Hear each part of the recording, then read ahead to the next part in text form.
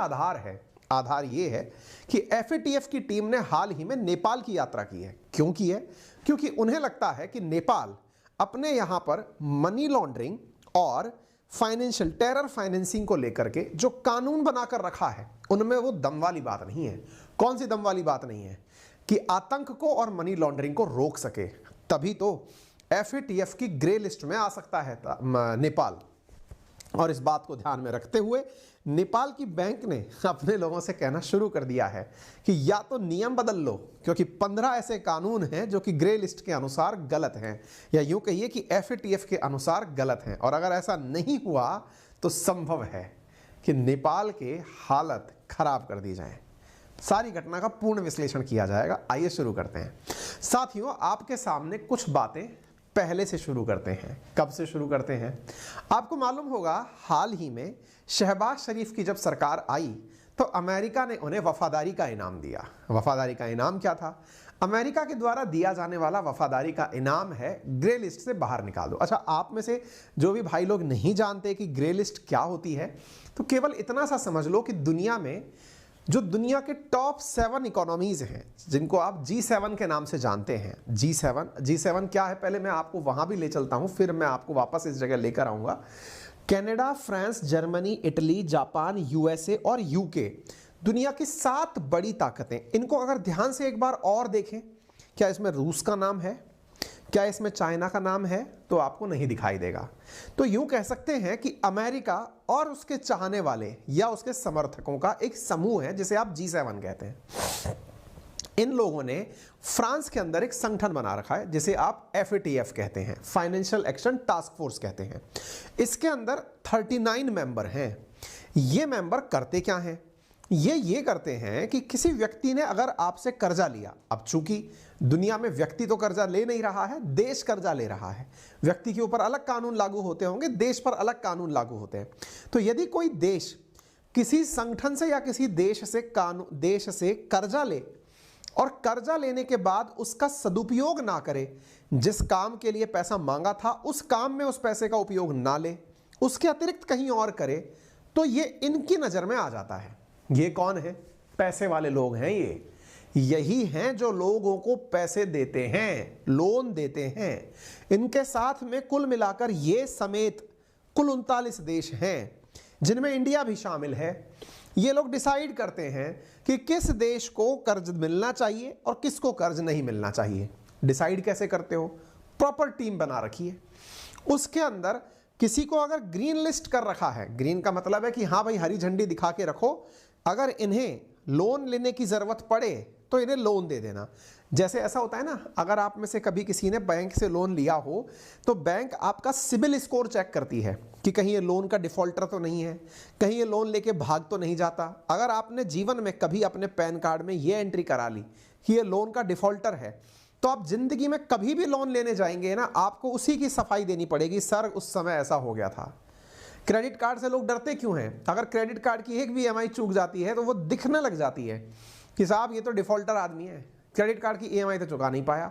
इसका मतलब ये है, जिस तरह से व्यक्ति के लिए लोन लेते समय उसकी क्रेडिट स्कोर मायने रखती है, ऐसे ही दुनिया के अंदर देशों को पैसे वाले लोगों से लोन लेते समय अपनी एक इमेज मायने रखती है, और उस इमेज का निर्धारण एफएटीएफ करता है। अपने द्वारा 2 शब्दों के माध्यम से करता है, या तो तुम ग्रे लिस्ट वाले हो, या तुम ब्लैक लिस्ट वाले हो, या फिर तुम साधारण आदमी हो। ब्लैक लिस्ट का अर्थ यह हुआ कि तुम्हें दुनिया का कोई भी देश कर्जा नहीं देगा, या ना ही कोई बड़ी एजेंसी जैसे आईएमएफ, वर्ल्ड बैंक, या फिर बड़ी एजेंसी जैसे आईएमडी, ये जो एशियन डेवलपमेंट बैंक एडीबी है, Asian infrastructure investment bank AIIB है, एनडीबी है, ये तुम्हें लोन नहीं देंगी। क्यों?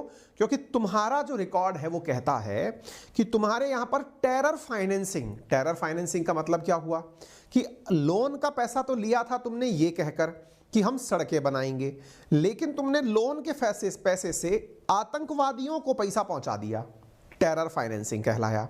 दूसरा, तुमने पैसा तो लिया था ये कहकर के कि हम डैम का निर्माण करेंगे या इलेक्ट्रिसिटी लाएंगे, लेकिन तुमने मनी लॉन्ड्रिंग कर दी। मनी लॉन्ड्रिंग का अर्थ क्या हुआ कि पैसा ब्लैक को व्हाइट करने के अंदर काम में ले लिया।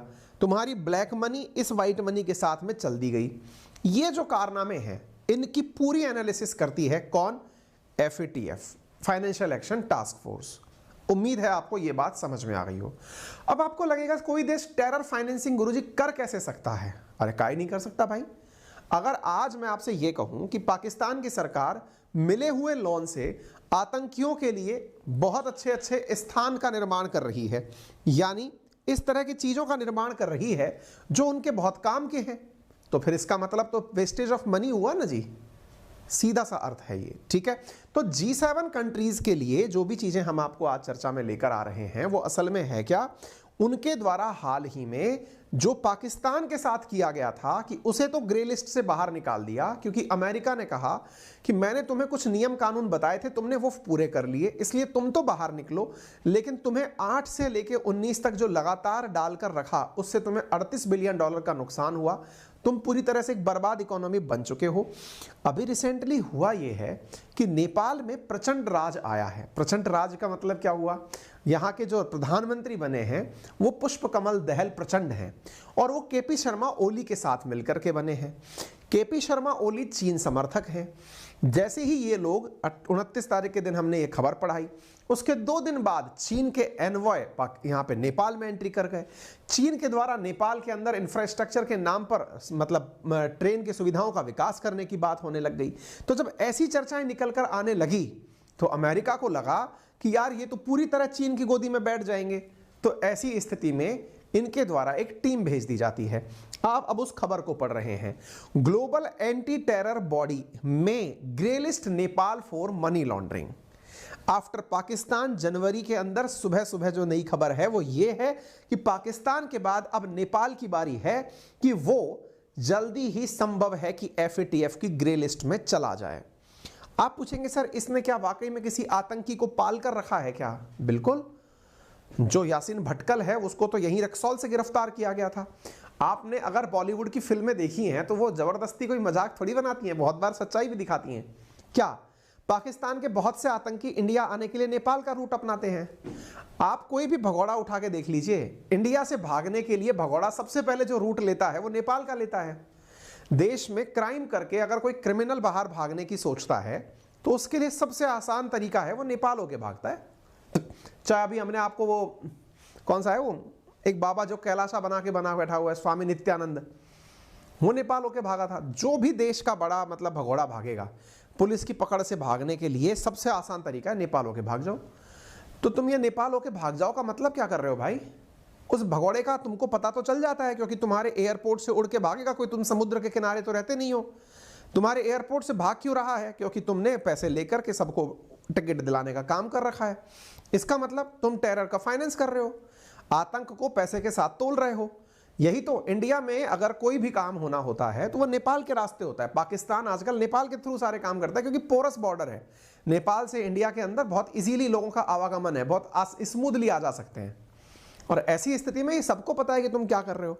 तो इसका जो है ना वो एनालिसिस FATF करने पहुंच गया। और FATF ने करने के बाद में ये पाया, अब ये बात बोल तो नहीं सकते कि तुम बेटा चीन के प्रभाव में हो इसलिए तुम्हें नापने आए हैं। तो यहां पर ये बात बोलते हुए कि तुम्हारे कानूनों का हमने विश्लेषण किया और इस आधार पर FATF की एशिया प्रशांत क्षेत्रीय जो टीम है उसने ये पाया कि तुम्हारे 15 कानून बड़े ही लचीले हैं। और उन लचीले कानूनों को देखते हुए समझ में आता है कि मनी लॉन्ड्रिंग और टेरर फाइनेंसिंग जैसी चीजें तुम्हारे द्वारा की जा रही हैं, जिनका उपयोग तुम ऑपरेशंस में, प्रोपेगेंडा और रिक्रूटमेंट में, ट्रेनिंग में, सैलरीज में और सोशल सर्विसेज में आतंक को बढ़ावा देने के लिए कर सकते हो। ऐसी स्थिति में संभव है तुम्हें उठा करके इस लिस्ट के अंदर डाल दिया जाए। अब सवाल बनता है, क्या कोई देश वर्तमान में ब्लैक लिस्ट या ग्रे लिस्ट में है क्या? आइए बताते हैं।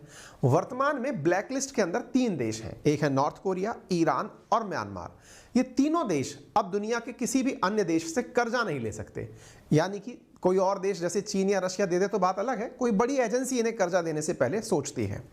ग्रे लिस्ट के अंदर कोटेड रूप से यह कह के दिया जाता है कि भाई यात्री अपने सामान की सुरक्षा खुद करें। अर्थात अगर बाकी बचे और देश जो कि 23 देश हैं उनको अगर कोई कर्ज देने वाला है तो वो खुद से तय कर ले कि हाँ भाई मैं कर्ज तो दे रहा हूं लेकिन वापस मिलेगा या नहीं मिलेगा। हाल ही में पाकिस्तान यहां से बाहर आ चुका है।